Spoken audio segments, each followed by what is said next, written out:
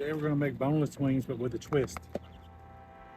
Cauliflower. So they're boneless, meatless wings. Let's see how they turn out. Alright, so I'm cooking these on low to help them get tender. They were soaked in olive oil and everything bagel seasoning for about a half hour before I started cooking them.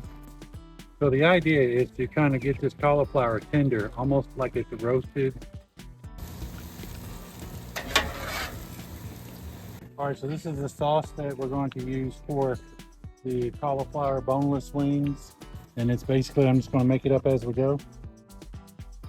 As you'll see, I use Sweet Baby Ray's a lot, mainly as a base.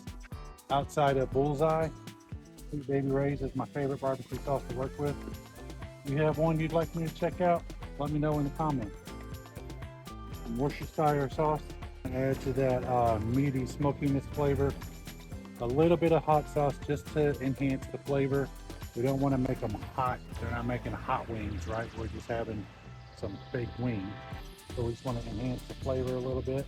Dijon mustard. Use that to get a little bit of the twang in there.